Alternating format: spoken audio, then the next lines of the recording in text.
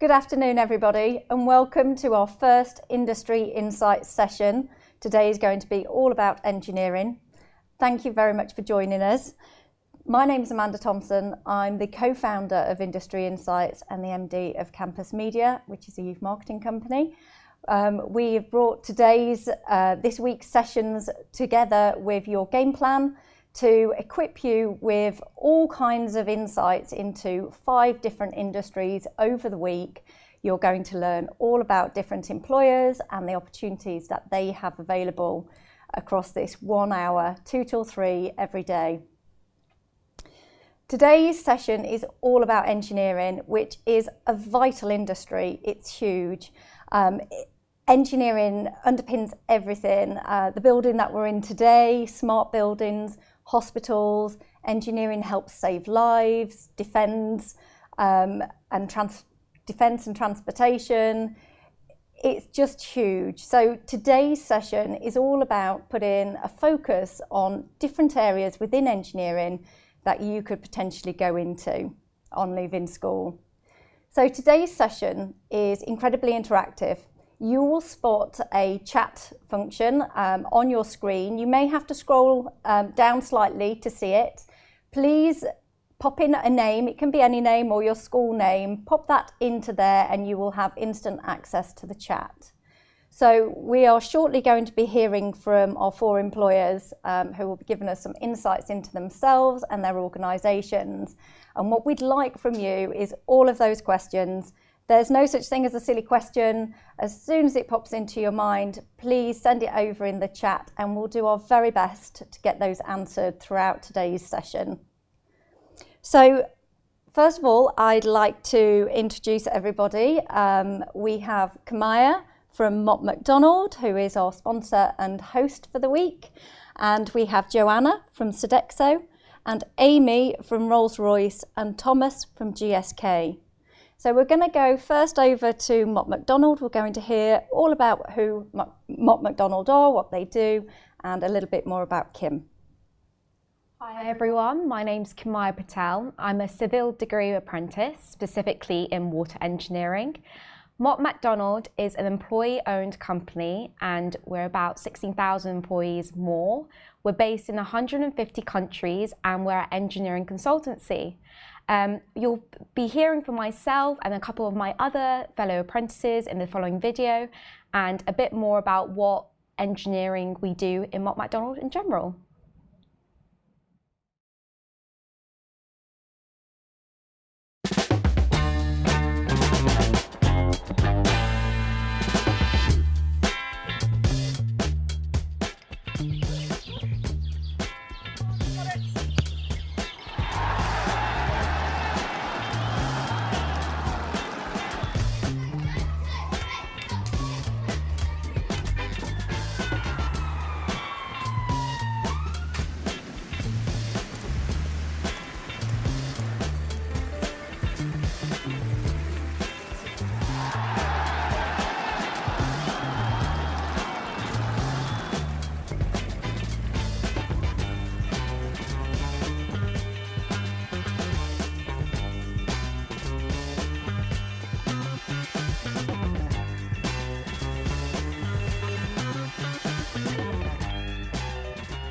Hi everyone, my name's Kamaya Patel and I'm a 4th year degree apprentice working for Mott MacDonald.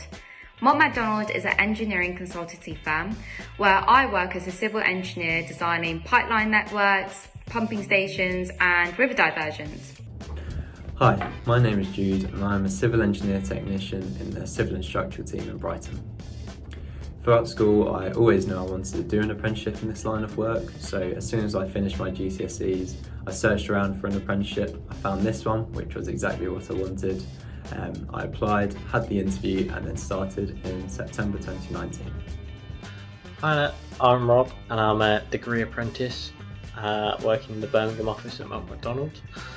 I started in September 2020, and I felt I was ready to enter the workplace and develop my sort of civil engineering knowledge in the real world as opposed to sort of the more traditional academic route. Hi, my name is Natasha Hibbert. I'm a civil engineer degree apprentice working for Mott MacDonald. I found out about Mott MacDonald after a member of staff came into my college to do an employee talk. After the employer talk, I looked at the early careers page on the Mott MacDonald website, where I found a mixture of level 3 and degree apprenticeships. For me, I found my passion lied within civil engineering, so I applied for the degree apprenticeship in this sector. Hi, I'm Nathan. I'm a civil engineer working for Mott MacDonald, currently undertaking a degree apprenticeship. I'm in the 3rd year and I've got 2 more to go. I'm also currently working towards becoming incorporated with the ICE. As well as designing, my work involves communicating with clients and colleagues, project managing, and also visiting construction sites from time to time. As part of my apprenticeship, I work for Mott MacDonald part-time, but I also attend London South Bank University to study civil engineering and attain my bachelor's degree. So when I first joined the team, I felt like I was really welcomed. I was actually partnered up with a buddy who introduced me to the company, how the company works. I feel like my line manager and my colleagues also support me really well. So during my time at Mott MacDonald, I've worked on a variety of different projects, and these range from anywhere between military projects, so defence work, some transport link projects within cities, so bus routes, cycleway routes, and also some private developments including multi-leisure complexes, hotels, shops, cinemas. Yes, there's a wide variety of stuff to get involved in, and there's plenty of opportunities within Mott MacDonald. The majority of my work at Mott MacDonald is office based, all sort of design work, but I have had plenty of opportunities to go out on site on the various projects. It varies quite a lot, but it's really helped enhance my learning along the apprenticeship, sort of getting that hands-on experience and working with more experienced colleagues. Since working at Mott MacDonald, I've worked on a wide range of projects, first starting off on Crew Hub, which looks at improving connectivity in the area in preparation for HS2. As part of this, I had the opportunity to work in different disciplines such as the stations, tracks, signalling. I also helped bring digitalisation to the project using a software called Mwata. During my time here so far, I've really enjoyed working as a team with some great people around the country and even around the globe. Have been involved in working on some really interesting projects. For example, I've been doing CAD work, Revit modelling and document control for a project up in Scotland, which involves running cables on the seabed between 2 sites. In terms of being actually in Mott MacDonald in the office, there's plenty of social events. We have our own sports and social teams, so there's things like quiz nights, squash league that's set up each week.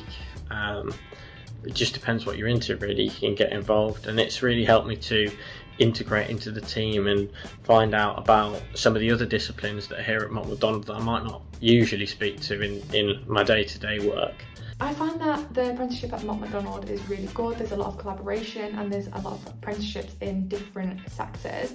I also find that you've got the flexibility to rotate around, so like I've worked in different areas, specifically rail, however this is my passion. I've recently actually worked on Victoria Pier, which was looking at doing the as-built for a newly constructed pier. You'll get great practical experience whilst working for the company. Also, it was giving a lot of financial freedom for myself, especially with tuition fees, which are covered normally by your company. There's also career progression, so you get to be promoted whilst you're still studying and still progressing your career. So it's a good way of kind of getting your foot stepping into the industry. Doing a degree apprenticeship, you have a network of people around you that you've made connections with. I believe really that the degree apprenticeship can provide one of the best starts to your career. I've really been able to balance the work with the university day release that I'm on. And my colleagues are always understanding and they're always happy to help if I have any questions regarding uni or any professional development questions. And I feel like this is something that I really wouldn't have got if I'd have gone to uni full time. By working with Mott MacDonald, you are able to progress in any career path that you would like to. It just depends on how much you'd like to push yourself. But yeah, overall, by doing the apprenticeship, it means that I'm in a good position once I've graduated to go and progress my career further. whether that be with Mott MacDonald or a different engineering company. After university, I will come out with an IENG. However, I have ambitions to complete a master's or something equivalent to come out with a chartership in civil engineering. From here, I can just progress my career further and improve my skill set. This apprenticeship is a great stepping stone into so many different roles, whether you choose to further your knowledge and go into a more technical engineering role, or remain in your current role as an engineer technician and progress into a more digital delivery lead or BIM manager, but the opportunities are endless. I hope sharing my experience has given you a bit more information about degree apprenticeships, and I wish you the best of luck for your futures. Bye-bye.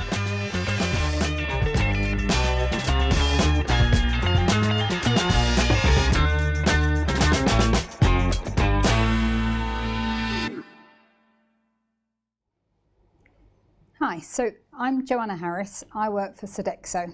You've just heard about Mott MacDonald, but Sodexo, we operate buildings. We're in the facilities management industry. We are an employer of 410,000 people, so we are one of the top 20 employers in the world. But in the UK, that means we employ 22,000 people. We operate an engineering apprenticeship scheme. And what that means is that you are an apprentice maintaining buildings. So the school that you're in, the universities that you want to go to, the hospitals that you attend, they are all operated by facilities managers. I was an engineer. I was an apprentice, left school at 16 with my GCSEs, and have come up through the ranks from my apprenticeship. I now mentor apprentices at Sodexo, and that means we bring them all together once a quarter to make sure that they are happy in their studies, happy in their work placements. With Sodexo, because we work for other people, so we run the hospitals for the hospital environment, so our engineers are split all around the world, all around the UK. We have hospitals in the north, prisons, schools, offices, factories. So we support all these organisations, and we make sure the lights are on, the cooling and the heating work, and that's what you do as an apprentice for Sodexo. So now you're going to have a video of Stanley. So he was an apprentice who joined last year, and he is a shining example of what can happen when you join an apprenticeship scheme. I was searching around online for an apprenticeship. I came across Sodexo whilst looking for job roles. Academic learning isn't my perfect fit. When it comes to the apprenticeship, I really enjoy the hands-on learning. The opportunities my apprenticeship could open in the future would be, even once I finish the apprenticeship, to continue learning and continue to grow myself and my skills as an engineer.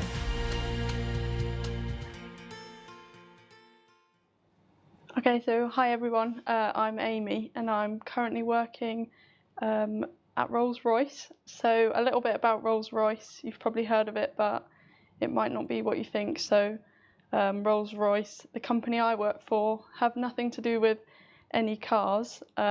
We mainly do aircraft engines, so the company is split largely into three main groups. So defence, which is sort of military jets or navy ships, powering and engines for navy ships, and then there's civil, so that's civil aircraft, so when you go on holiday, the sort of aircraft you might fly on, and then power systems, so that's nuclear power for submarines and nuclear power stations. So a bit about my role as an aerospace engineering degree apprentice is essentially, it's a 4-year scheme. It's good for post A-level options, but you can go in it if you don't have A-levels, but sort of the standard is A-levels. But you can do a BTEC. But essentially the first year I spent, my time was divided between university and practical work. So we got an MVQ qualification in welding, hand fitting, machining, and electronics. And then moving into second year, you do 4 6-month placements in different areas of the business and then do a longer placement to write your dissertation. I think it's a really good scheme because, you know, it's quite common to have a degree now, so to graduate with 3 years of like industry experience is really helpful, and also because it's almost like a try before you buy approach, so you do get to try 5 different business areas. So when you graduate, you might actually think, you know what, I didn't like being a repair engineer, I definitely want to be a design engineer. So it's quite a good way of doing that. And yeah, you do get the benefits. It's sort of a best of both worlds. You get the benefits of being a student, you also get the benefits of being an employee, so like bonus schemes, pension schemes. So yeah, definitely a good option to try. And I left school to go on a gap year with fairly average A-level results, no accepted uni offers or anything like that. Worked for the NHS in my gap year, so if you're confused, probably a good person to ask questions, because I know when I was sort of at your stage, I definitely had absolutely no idea what I wanted to do. And for post-GCSE leavers, a practical apprenticeship is a good option, and they're going to be detailed in the video.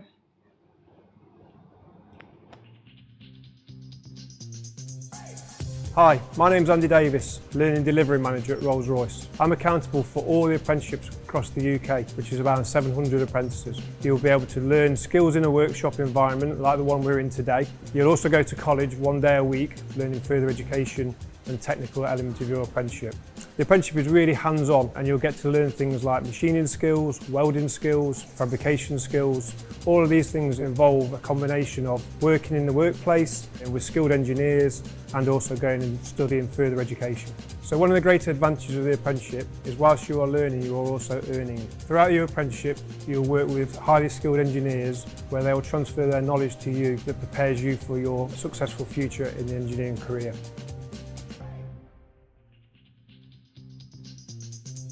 So I do an advanced practical apprenticeship and I specialise in machining, working on propulsion systems for submarines.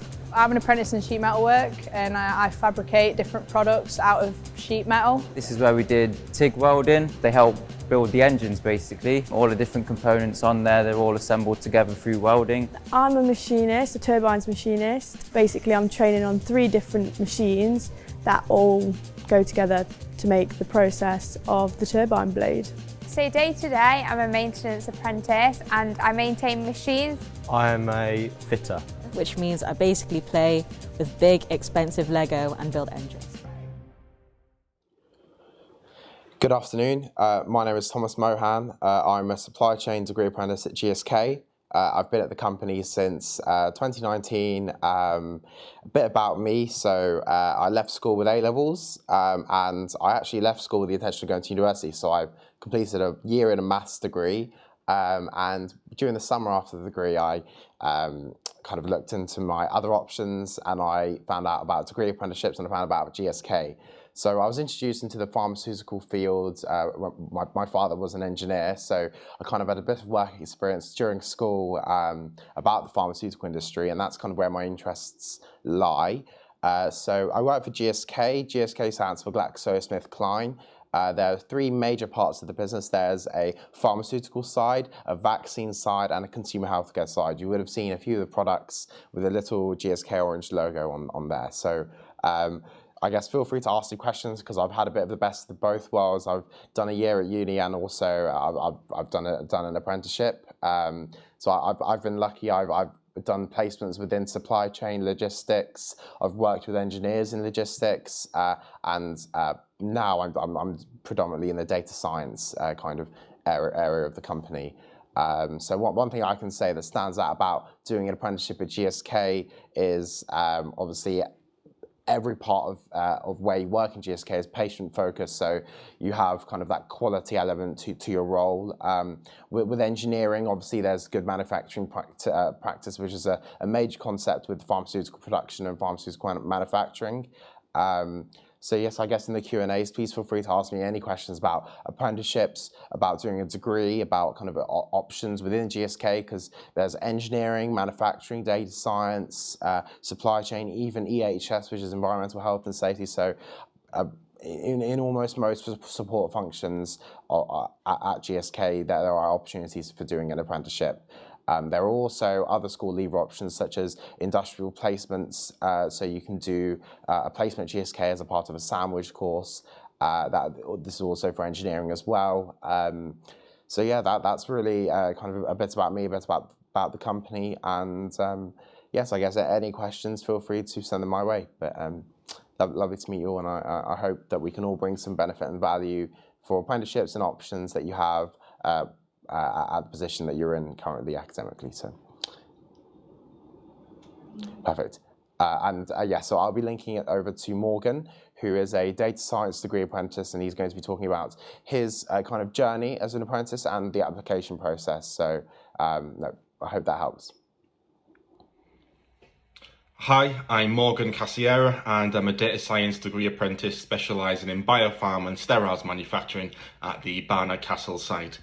And my journey started back in September 2020, and I came straight from A-levels. And my original career path was to go straight to uni, and then I thought one day, do I really see myself sitting in a lecture hall 24/7? And the answer to that was no, and that was purely down to the fact that I like to learn and then apply what I've learned to real use cases, and that is what a degree apprenticeship could offer me. So I applied, went through the recruitment process, and then got offered the job, and I've never looked back, and I've had no regrets. And what I want to do is talk about the recruitment process. So it's a 4-stage recruitment process, and the first step is to initially submit your application in terms of your CV and answer a few questions about the studies that you're doing. And then the next stage after that is doing something what's called the World of GSK online assessment. And this is a scenario-based assessment, and this sort of helps the recruiters determine your strengths and your suitability for the programme. And regardless of the outcome, you'll then receive personalised feedback, which then you can then develop your strengths further. The next stage is the GSK job simulation, and this is to sort of see how you might perform in your chosen apprentice programme. But most importantly, it's a chance for you to get a feel for what it might be like to work with us.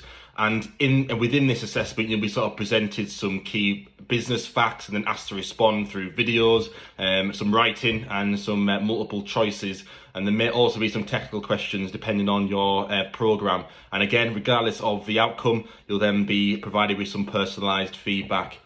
And then finally, it'll be the assessment centre. And this is a real insight into what it is like to be working with a world-leading healthcare organisation. And you'll be given the opportunity to see how you'll fit in, and you can ask questions and you'll be able to meet sort of your future potential colleagues. And this is to see our working culture for yourself. And this is sort of a half-day immersive sort of exercises, and the initial one is your individual exercise, then there'll be sort of a group or a paired exercise, and then depending on your programme, you'll then be given the opportunity to do a presentation and then complete some technical exercises. And then finally, it's a strength-based interview, so this is a face-to-face interview. And a sort of a top tip for the whole process is to purely just be yourself, and be honest and open about yourself, and show passion for the programme that you're applying for. And if you are thinking of applying, good luck. Excellent. That was really great. And so you can see for yourself, each one of the organisations here, completely different in terms of the engineering routes that they do, and also the engineering opportunities that they offer as well, which you've had a glimpse into from some of the videos. So again, just to reiterate, the chat function is there for you to ask anybody on the panel today any of your questions, whether it's generic questions about engineering industry or specific about a company, or you just want to ask somebody about their experience as well. So I'm just going to do a bit of a nod to World Engineering Day actually, which was on Friday.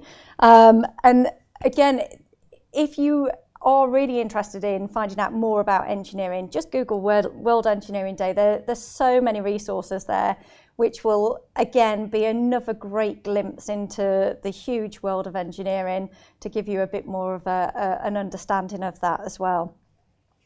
So I'm going to move on to our questions that we've had coming in live on here. So before we get started, I want to ask you all a question. So I loved your videos and I loved your intros. And so out of you all, there's 3 apprentices on here. Joanna, you started in an apprentice as well, and now you're a mentor, which is amazing. What would you say, what skills are the most important for each of your companies coming in as an apprentice? Yeah, sure. So obviously, being a part of an innovative corporation, which will require some digital skills. So I think that's probably a good place to start. You want to be able to, everything's coming off of manual processes. Most things will be automated now. So I think if you can be up to date with your kind of data skills, using tools, digital tools, I think that's a really good start.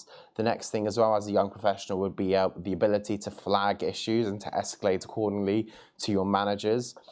Within teams, apprentices will be treated as everyone else, and you will be in the same group as your managers and directors. Everyone is the same. There isn't a real hierarchy in a team. So please escalate, and that will also help with working in a team and kind of developing towards a project. So some of the things that I'd be keen to highlight. Cool. Yeah, so I'll go next. So Rolls-Royce, I think a big key skill is adaptability, especially on a degree apprenticeship or grad scheme. You change from role to role. You do various different roles over the course of the 4-year apprenticeship. So they're looking for someone who can adapt into different roles, and obviously you're not going to love all of them. You might really want to be a design engineer, but you still do have to go into repair engineering placement, and they're looking for people who will go into those things with an open mind and sort of are happy to do it, hard-working, and they encourage blue sky thinking. So don't think any idea is too ridiculous. You know, you are designing a next generation plane, so to think really out the box and sort of think, could this be possible? Well, it's worth having a look. So that's definitely a skill I've been encouraged to use at Rolls-Royce, is keeping an open mind and being quite a flexible employee. And so from a Sodexo point of view, it's facilities management. It's about keeping the lights on, it's keeping people warm. So the sort of key skill is problem solving, I think. Being able to take the ideas of blue sky thinking, but actually putting that into practice. How do I turn these lights back on once they've gone off? How do I keep things warm? Yeah, problem solving. And I guess a bit of firefighting as well, because they're on the ground, aren't they, in the buildings, and they're the first point of call when something usually goes wrong. They're the ones that are going to be called and fix it, and so it's on the job in that moment thinking there. It's quick thinking. It's also communication. So if you've got, let's take a hospital scenario and the lights go off, you literally could be causing people to die. Let's go with that scenario. So it's quick thinking, it's communication, it's making sure people are clear of what you're doing. Yeah, very important skill. Backup generators. All of those, yeah. After you've designed them, hopefully. I would say from a Mott MacDonald perspective, having passion for what you're doing is such a major skill to carry throughout your career. If you're passionate about what you're designing, then you're going to look for more ways of how to innovate. Like Amy was saying, in Rolls-Royce, they like that open-minded thinking. That's the same for Mott MacDonald. We're always trying to break boundaries with our engineering to make sure that it's bridging society together.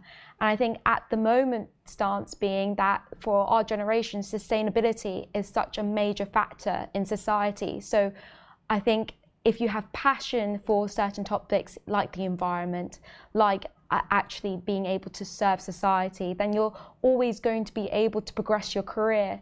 And also expand on skills like your communication, being able to expand your network, and that's something that's going to even grow in your apprenticeship and stay with you for the rest of your life, no matter what you end up doing. I would like to add, just briefly as well, one of the main skills that I've picked up as an apprentice that's helped with my development is to be clear and to have that clarity. So you will have regular check-ins with your manager on kind of how things are going, and I think if you're really honest and with how you feel things are going, with whether you're struggling, there's always that support there as an apprentice, which is only going to benefit you. Even if you had to be kind of really honest and say you weren't enjoying your role at all, the company would have that responsibility to accommodate you and allow you to develop in another area. So I've personally kind of experienced that, and I know other people have. And when you're doing an apprenticeship, the leaders in the organisation only want you to develop and grow. So if you're transparent with your team members and your manager, I think that's a brilliant place to start. Excellent, thank you. I love this question. What is the biggest misconception you had about your career in engineering before you started and got into the role? Shall I start? Yeah, It's sure. all about the boys, you know, engineering and boys. I went through school a long time ago, but even back then I was the only girl in my science class. So, you know, you saw all your friends disappear off to the history and the arts, and you're sitting there in a physics or chemistry lesson, the only girl in the class. So, you know, that's the background. But now, you know, there's so much more women. Look at the panel. There's so much more women in engineering. And I would absolutely say it's a career for women. Brilliant. Yeah. Amy, what were your misconceptions? Well, I'd agree with that as well. I think you do need women in these careers, and I would encourage any girls not to be intimidated, because I think men and women approach situations and problem solve in different ways, and when you have both of those mindsets there, it sort of enriches the working environment. But I think a big misconception for me was that engineering, there was sort of in my head a very fixed career progression, so it was like maths, chemistry, physics at A-level and then straight into uni to do engineering, but it doesn't have to be like that. That's sort of what today's about, isn't it? It's like showing you don't have to take the traditional route. Degree apprentices, maybe there will be one day, but they're not the traditional route at the minute. But you don't have to just go straight into uni, and I think to sort of encourage, like, it's good to encourage yourself too. It might be quite daunting doing a degree apprenticeship. I know it was for me to step into a sort of working world while I'm still at uni, but you come out with a debt-free degree and 3 years of industry experience. So I would say don't let yourself be fooled by the misconceptions about career progression, because there is literally limitless options. And you know, if uni works for you, that's great, and if uni doesn't work for you, don't think, oh, that's it, I can't be an engineer, because there are literally so many options. What about yourself, Thomas? So one of the misconceptions I think some people can see, especially from me being at school, because my school mainly pushed for going to university. I think it's quite clear. Maybe some you could think of an apprentice being supportive and doing kind of the odd job, or kind of shadowing someone in that environment. But no. At GSK, apprentices do have lots of responsibilities.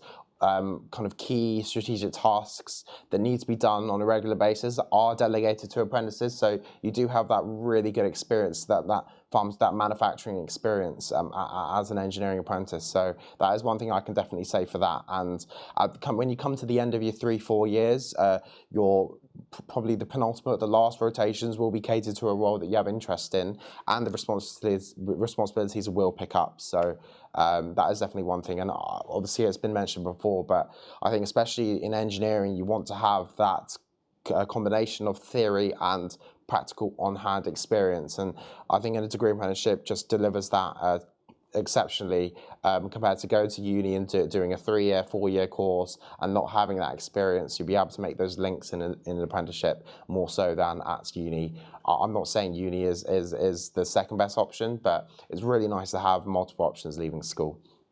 Excellent. Amy? For myself, Sorry, did you mean Amy or Kim? Sorry, Kim. That's fine, no worries. For myself, I would think it was the diversity factor. I think coming into industry, I didn't think there would be many people like me.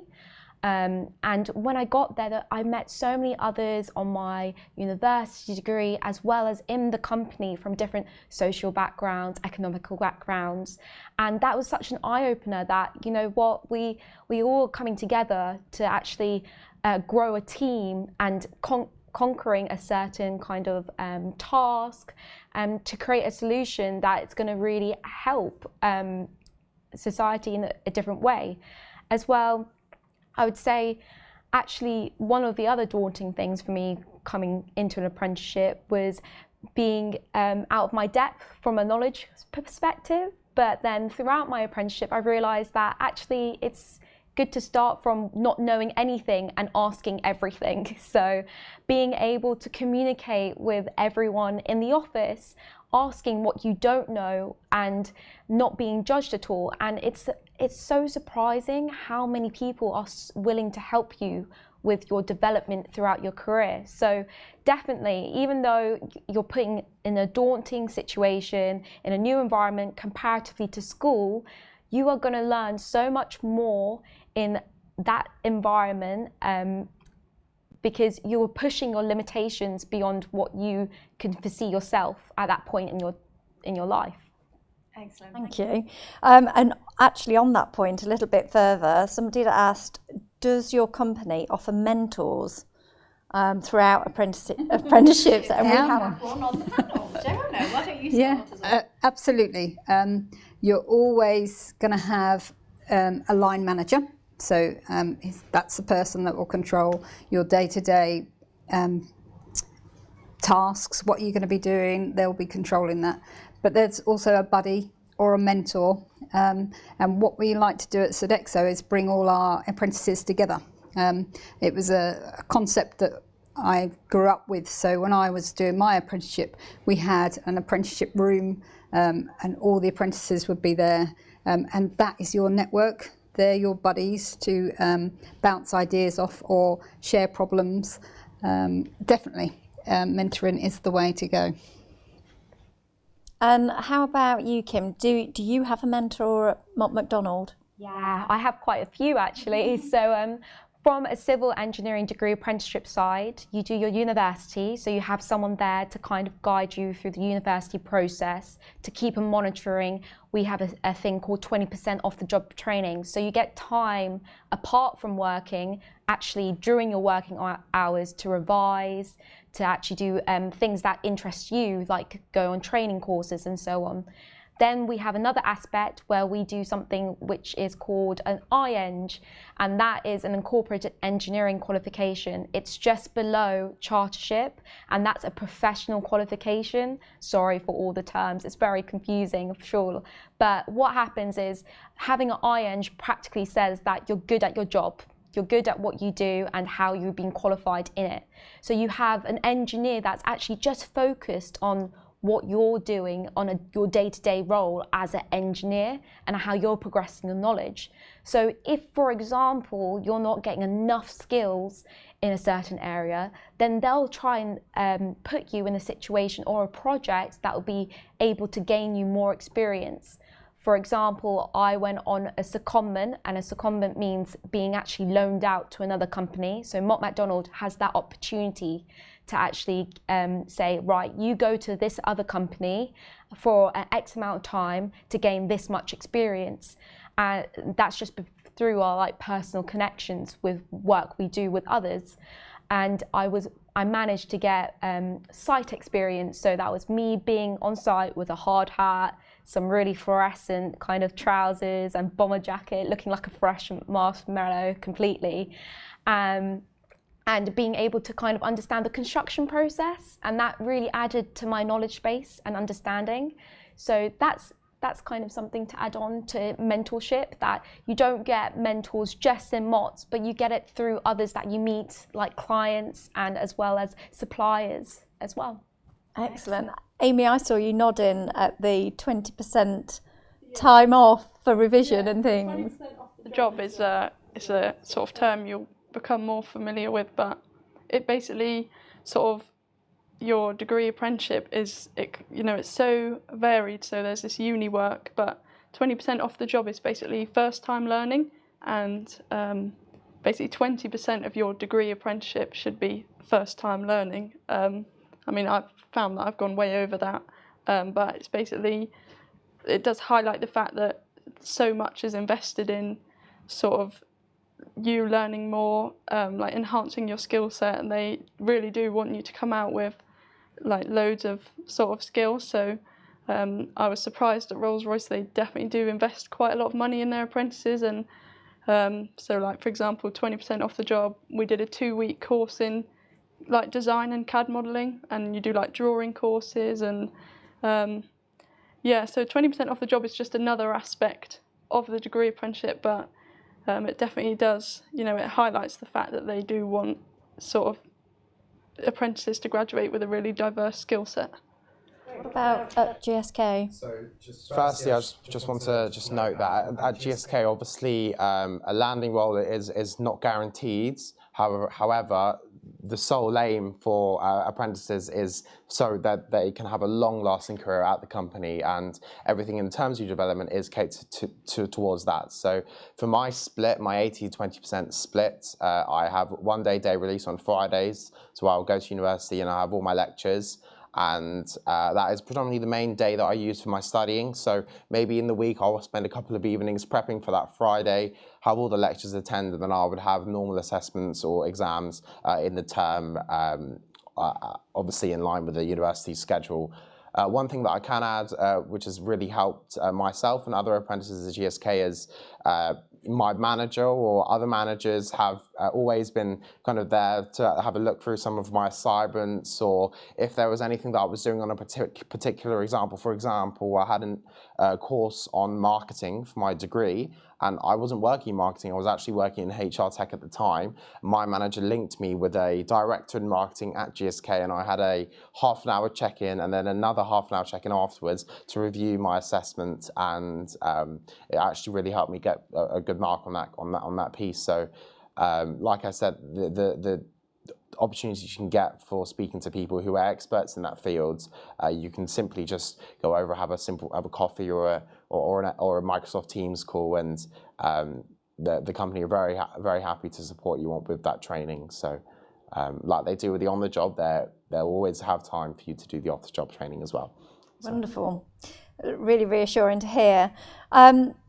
Just another question in, so do you have to find the college yourself, or does the company find you a college? That's a question in. So I guess if you're joining the company from GCSE level, are you assigned to a college or a university? Yeah, you are. Or at least at Rolls-Royce you are.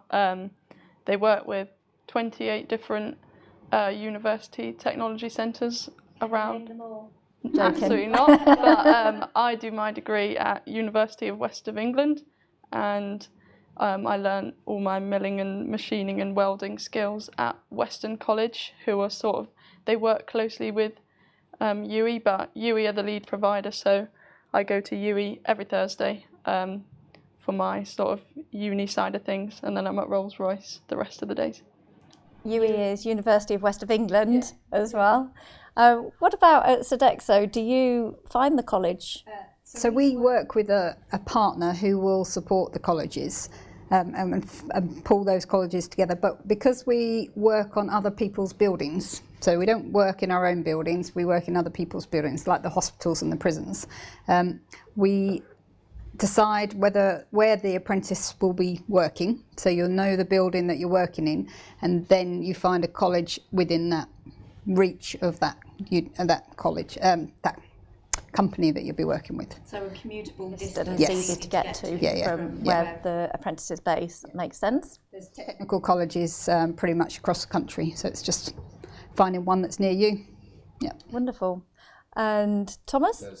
Yes, so at GSK there's a kind of a combination of types of programs that you can endure. So some apprentices, they go off for a week, so they have a week off work and they can travel to the actual uni. So I think some travel to Kent, some travel to Ulverston, especially for the engineers. There's a college in Ulverston and a GSK site at Ulverston, and after speaking to them, they do intend to enjoy a nice week away with the other students, so they get a bit of that university life, a week off from work, and they have a week of lectures. So I guess not many would complain if you had a sponsored trip to somewhere else in the country. It's a good fun. You get to see a different part of the country and have a nice week away from not working and just studying. So there's quite a few options there, and the majority of degrees are linked with chartered institute qualifications. So my degree is linked with a chartered management one. I think there's a supply chain chartership as well. So yeah, and at GSK all apprenticeships are linked to a uni as well. So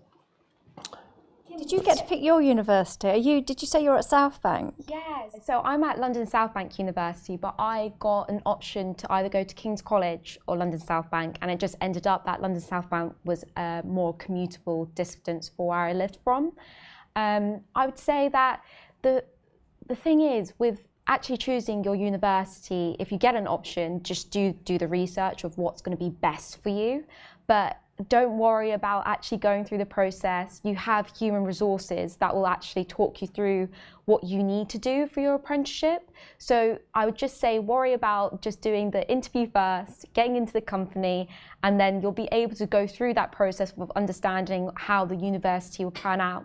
As Thomas was saying, you get different options of doing a day release, like I think we all do, or doing like a month release where you go to university for a month and have that university experience. But it's really down to the company and what they want to do with your work and studying balance. And just slightly on that, so somebody's asked, does your company prefer you to have A-levels before joining the apprenticeship scheme? Now, obviously there's different levels of apprenticeships, and you can join an apprenticeship from GCSE level and A-level, but I guess what they're asking is, which is the preference, or is there a preference? I personally think most apprenticeships at GSK start at the age of 18, so by 18, if you've done the usual school route, you would have, and stayed in school, you would have done A-levels. But the main requirement is to have passes in maths and English at GCSE, and then to have the relevant age kind of qualification. So if you have a BTEC and you went to college, a BTEC will be fine. You can still apply. And A-levels as well, you would find the majority would have done A-levels. Some would have done BTECs, but you just need to get that GCSE pass, and then you get to the interview stage. And then from then, it's just yourself and your personality that's going to get you through the next stages. So.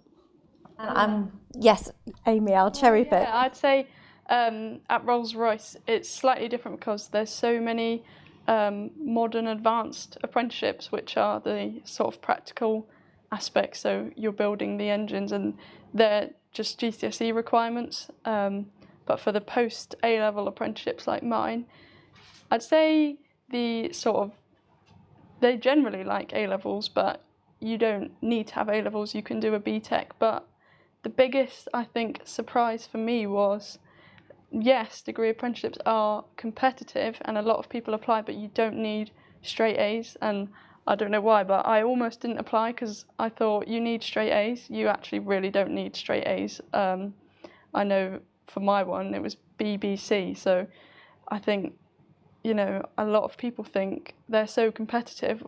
They're competitive, but competitive doesn't necessarily mean straight A's. It means they're looking for sort of, if you've ticked the boxes with your A-level grades or your BTEC outcome, then that's great. But I'd think, if you're not on track to get 3 A stars, don't worry. It's more about who you are as a person and that you problem solve. So I don't think anyone should feel discouraged because of their grades, because I almost did, and I'm really glad I didn't. I'm going to move on to the next question because we've got lots to cover, and we've got about 10 minutes left. So what avenues are opened for apprentices following completion of their chosen apprentice. I'm going to start with you, Kim. So when you finish your apprenticeship scheme at Mott MacDonald, how long have you got left, and what are your options at Mott MacDonald once you've finished? Okay, so with my degree apprenticeship, like I was mentioning earlier, I have to do an iEng. So once I complete my degree, I have another year with Mott MacDonald to complete that professional qualification. After that, your contract will need to be renewed with the company, and then you'll go through the kind of system of understanding what you want to do with the company. Do you want to go in a certain kind of engineering direction? For example, Mott MacDonald, like as you saw in the video, does mechanical, civil, structural, electrical engineering. So it's up to you what you want to go through. It may be an option as well to kind of diversify, as there's so many sectors in Mott MacDonald. You could want to go into another discipline, but just on a high level view, you have the opportunity to kind of stay with Mott's and progress your career further and go through another section of your career of doing chartership as well. You have to be really bad not to get a job afterwards. You know, we as a company, we'd invested in you for that 3 or 4 years. We see apprentices as the future of the organisation. You know, you're the next generation of engineers that we want to homegrown, we call you. So you will learn the Sodexo way, you'll have those skills, and you know, the world's your oyster with Sodexo. You've got the skills, we built you up, and go where the opportunities are. Absolutely, we want to keep you with us. And Amy, I'm going to ask you a different question. There's so many coming in. What do you wish you had done differently at the start of your career? I guess you're still in your degree apprenticeship at the minute, but are there anything... So, sorry, how long have you been in it already? I've got about 2 years left in a 4-year scheme. So you're halfway through. Yeah. Is there anything... I think, as an apprentice, definitely don't undervalue yourself. I think it's easy to think as an apprentice sort of like you're surrounded by, because you sort of go into a team and you might be the only apprentice in that team, so you'll be an apprentice working with maybe like 3 senior engineers. But I think especially at Rolls-Royce, they really value sort of a fresh mind that hasn't been sort of like indoctrinated by sort of the traditional engineering views, and that is what encourages you to think of all these sort of maybe crazy ideas, because you know you haven't learned all the sort of rules yet. So I think, yeah, definitely, what would I do differently? Ask probably a lot more questions, and say, if you have an idea, say it, because I mean, what's the worst that can happen? I generally find if I say a sort of very out there idea, either they say, oh no, we can't do that because it couldn't be manufactured, or they might actually say, oh, that's actually really interesting, let's look into that. So I think don't undervalue yourself. People do want to hear what you have to say. That's great advice. And Thomas, obviously you went to university, you started out on the degree route and then you changed tact. What would you have done differently? At school, at GCSEs, I was someone who enjoyed all subjects. So one thing that I could focus on, I actually had no idea what I wanted to do. I think for 6 months in the 6th month, I wanted to be a doctor. So that shows that obviously you can have changes and things will go okay if it doesn't go to plan. Personally, I think if you're going to do a vocational course, so if you want to be a doctor, if you want to be a nurse, I guess something like that, then uni would be a good option. But if you want to do something where you can learn how to work in a professional environment while studying without the fees, I think a degree apprenticeship would be the best choice for you. And even if at the end of the 3 years you realise that it's actually not for you, the skills that you would have picked up in that time would be next to none. And personally, I think brilliant for you to kickstart your career. That's even if you don't want to continue on where you've done your apprenticeship for. And at GSK, there's a clause in the contract that they must support you on kind of your final steps of your apprenticeship. So within the last 6 months, they'll have a rotation for you that's catered to what you want to do. Or if you don't want to start the company, they will help you kind of look for other jobs or other opportunities. So personally, I think degree apprenticeships are great. They're new, and I think they are definitely the direction that our people should be aiming towards.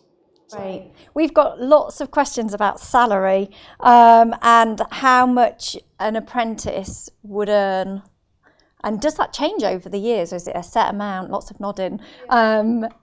Amy? Yeah, so I think this is the benefit of a degree apprenticeship as well. Not only are they paying your £9,000 a year student fees, you also are getting a salary. And, you know, I'm sitting in the same lectures as the uni students and I'm being paid to be there and they're paying to be there. So for me personally, my salary goes up every year, about £3,000, and you get a bonus as well. And I think the first year's salary, I mean, I managed to live on it, living like fine, but you know, you're not earning like loads, but it does go up. And yeah, I have to think, I mean, I just remind myself the amount I'm saving. You know, I graduate with no student debt, no tuition fees, and also maybe a little bit of savings as well, and putting into my pension from age 19. So yeah, I think salary is, it does go up, and it's yeah, it's really good to earn a bit of money. And you get a degree at the end of it as well. What about you, Kim? I think I talked a little bit about it in the Mott MacDonald kind of video at the start, that you do get, similarly to Rolls-Royce, you get a £3,000 increase per year plus bonuses from how well you're doing, but also you get promoted. So you're not always going to stay at a apprentice level.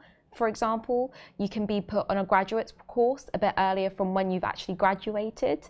So with that as well, you get a salary increase because you're working up the promotion ladder.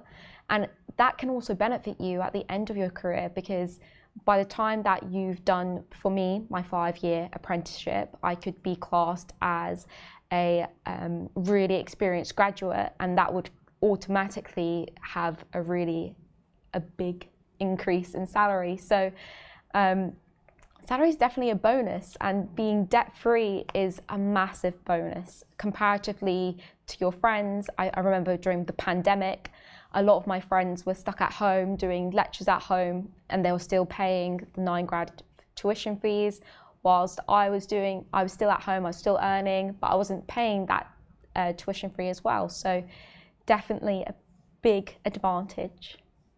Wonderful. Just super quick. So Ben has asked how many companies he should apply for. I'm going to answer that really simply. You apply for all of the amazing companies that you come across in your research for different apprenticeships. Personally, I don't think there's such a thing as too many. You might get a bit of fatigue from applying for too many, but go with what feels right for you. Hopefully listening to all of the employers here today has given you lots of food for thought. And I just want to end on one question, which is so this is somebody from year 10, what should we be doing now to give us the best chance of success in the future? Start with you, Thomas. I think I wouldn't spend too much time questioning on what you are doing. I think whatever you do, whether it's GCSEs, A-levels, you should try your hardest. And the particular subjects that you're doing aren't really going to be kind of be-all and end-all, and they're not going to define you as a person. It's how you adapt to it, how resilient you are during your exams and during school, your final school years is what you're going to learn and pick up for your future career. So that's definitely one thing. Try your hardest and study hard and keep your head down. That's definitely one thing. And grasp every opportunity that you possibly can, because you're young and it's the best possible time too. So, Joanna, have you got anything to add? Stay out of trouble. Yeah, it's about getting out of school with those grades, and if you can come with a hobby. So you know, if you love cars, you've done other things, you love the outdoors, whatever it is, if you have a passion in life and an employer can see that passion, then that's a really good trigger for somebody in an organisation that thinks actually that person's got drive. So we like people like that. And finally, Kim? I would say get work experience. This is like the vital time to kind of understand what you enjoy in life. I managed to do architectural work experience, then I did work experience at ACOM, who's another engineering consultancy, and that's really what defined what I wanted to do in life. And the nice thing is with work experience is that you get to try what you may do for the rest of your life. So do invest that time in understanding what you are passionate about, like Joe said. Excellent. Fantastic. That is amazing advice. Thank you so much for your questions. I'm so sorry we didn't get through all of them, but there are additional resources to download on the same page where you're watching this now. If you scroll further down the page, you will see resources packs. You can download the pack for today, and that will give you links to all of the careers websites for each of the employers here today. It will also give you links to their social media pages as well. So that's a really great insight into their company, the people that work there, the culture. And again, if you follow those companies on social media, that's a great way of hearing when they're opening their apprenticeship schemes. And very often they have careers advisors on their channels as well that will be there to answer any questions. We will be back tomorrow, all about hospitality, same time, same place. So what's left for me to say is a huge thank you to all of the employers for joining us today and spending their time to prepare for today. Huge thank you to our host, Mott MacDonald, for having us at Fleet Place in London. And we will see you back here tomorrow to learn all about the hospitality industry. Many thanks.